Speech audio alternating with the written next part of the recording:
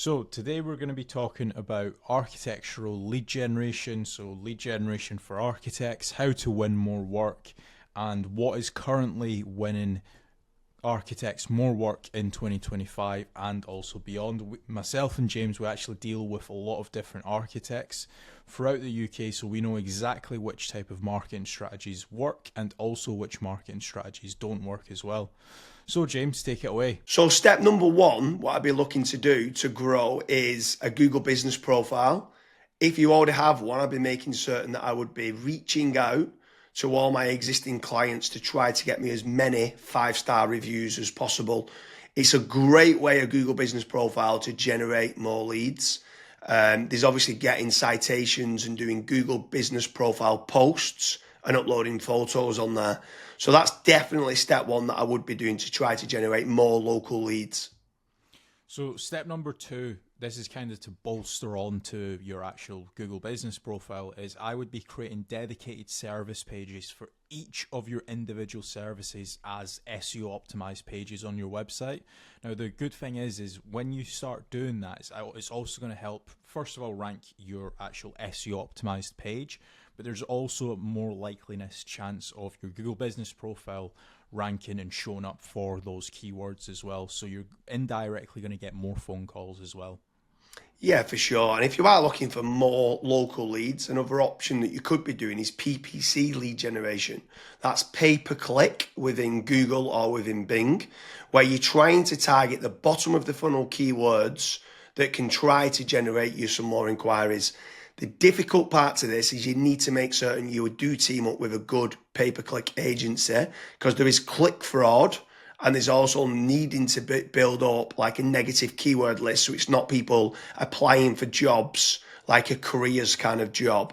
So PPC can work well, but it can, in the wrong hands, you can waste a lot of money, but it's another way of generating local leads. Yeah.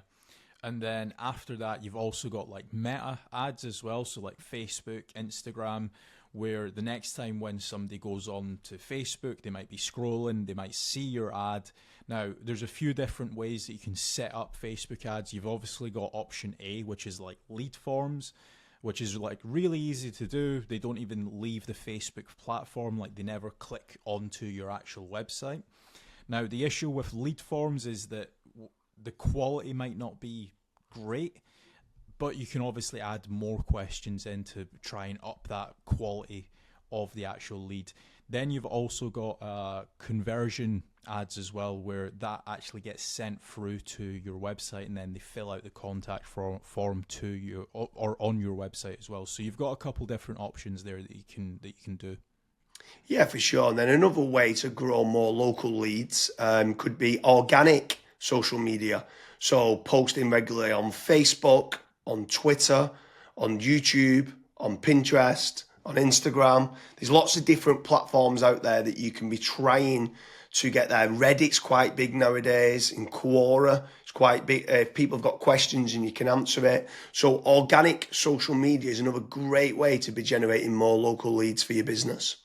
With organic social media, I would say that it's more of like a volumes game. So you want to try and make certain that you're constantly uploading, whether it's for example a daily schedule or a weekly schedule. You might say, okay, I want to try and upload 5 videos a week, and you should just try and stick to that, especially when it comes to like algorithms like YouTube and Twitter and stuff.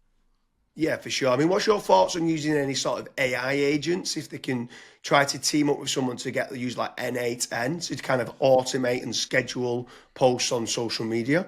Like, what's your thoughts on that? Of using trying to leverage artificial intelligence? It's all the rage nowadays for trying to generate more leads. Would you try to team up with like an AI consultant to set that up? Yeah, so I mean, you can definitely go down that route where you're setting up AI agents to potentially crop up some videos and auto publish to YouTube, Facebook, Twitter, and stuff. But another thing that I would also be focusing on is AI search. So a lot of people have started to kind of move away from Google. Not everyone, because there's billions of people still using it every single day, but there are slowly people starting to search in engines such as like ChatGPT, Gemini, Claude, Grok. And if your brand isn't actually showing up in any of those, you will have a little bit of an issue showing up and get generating leads on those search engines as well. So that's another thing that I would be focusing on as a company. Yeah, and also if you're looking for more business leads in the local area, something else that I would definitely be looking to do is team up with some of the tradespeople websites. So you've got certain ones like Checker Trade, you've got Bark, you've got Builder Builder, you've got Trust the Trader, you've got Rated People. All these different platforms can generate you more local leads. What I would say is making certain you're tracking your KPIs to see what return on investment that you're getting. You should be tracking not only the cost per lead, but the cost per acquisition and how much is that getting you on a return on investment. But tradespeople websites like those platforms can work very well. I would say make certain you check out the links in the description because we do quite a lot of different videos in comparing Checker Trade with FatRank or Bark with FatRank, Rated People with FatRank, Builder Builder with FatRank. So now, obviously, I've mentioned there FatRank a few times, Kasra. Like, what's your thoughts on lead generation companies as opposed to tradespeople companies? Yeah, so with lead generation companies, I would almost say that every single lead generation company, you want to try and do your due diligence. So make certain that if you are in a specific niche, that lead generation company has actually generated leads in that industry before. I would also maybe even have like a strategy call with them and say like, okay, this is my budget, this is how many leads I ideally want, etc.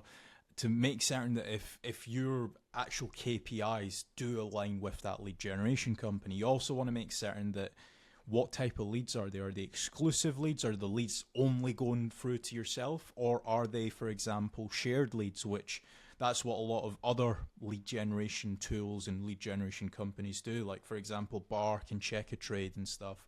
Whenever myself and James have spoke to company owners that have used those services, that's one of their biggest pain points where they say, yeah, it's a shared lead and it's kind of a rat race down to the bottom of who's the cheapest, basically. So that's a couple things that I would be asking lead generation companies before partnering up with them. Yeah, for sure. I mean, if anyone is interested in generating more local leads, I strongly recommend heading over to fatrank.com, where we have a commission-based lead generation service. That means you only pay a finder's fee on converted jobs. You have nothing to pay on the pay per lead.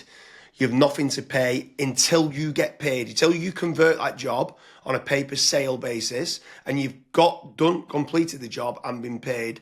That's when you only have to pay fatrank.com. So head on over to fatrank.com to see whether you qualify. But I want to kind of expand a little bit further, right? So what is your thoughts on inbound lead generation versus outbound lead generation? So I always prefer inbound. The conversion rate of not just getting the lead, but the lead actually converting into a paying customer, into money coming into your business bank account is a lot higher. The last stat that I saw for that was something like 16.1% end up converting into a paying customer, as opposed to 1.4% when it's a outbound lead. Yeah, that's pretty crazy. That's like a 12, but yeah, it's 10, Yeah, 12 times more conversion. yeah, Like, it's exactly. crazy how much more conversion that is. You need to do a lot of volume for kind of outbound, whether it's cold calling or cold email or like LinkedIn Sales Navigator and stuff like that. And sometimes you just need a lot more staff to do it as well. And people sometimes don't. They're looking at the cost going, I want to generate free leads. And they're like they think they're generating free leads, but they still cost of like the email sending, still cost of then the sales team try to convert them and stuff like that. So yeah, I completely agree with you that inbound leads is so much better than kind of outbound leads. But then what's your thoughts then on some people ask the question that come through that want local leads and then they talk about are these real-time leads? Like, is real-time leads very important to get? So as soon as they inquire, it comes through to you straight away. Yeah, it's very important. I think the last stat that obviously we this was internally that we saw was if you are able to get a real time lead, it converts 60% higher than was it 60 or 65%? 60, I think I think like 63% higher. Right. And when we got the KPIs down, it was like trying to respond in under a minute, and it was like, what? We used to think Yeah. 5 minutes was good, and then when people respond in under a minute, so inquiry comes in, can you either ring them or email them back saying thanks a lot for the inquiry and then getting more information?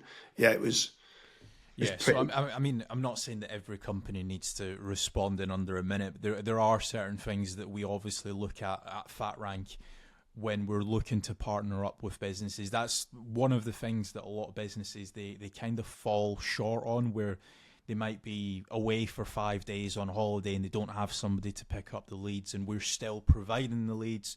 So there's all these little different nuances that we look at when we are partnering up with companies. But the best thing that I would recommend to anyone that's looking to scale their business, that's looking to get a consistent flow of high quality leads, is just fill out the form at FatRank. The team will tell you if you're the right fit or if you're not, and we'll also tell you and give you feedback why you're not the right fit and what you should do as your next steps. So I hope you like all the different strategies we've been through there for lead generation for architects. If you are an architectural practice and you're looking for more leads, make certain you head on over to fatrank.com, fill in the form, and let's see whether FatRank can do lead generation for your architectural business.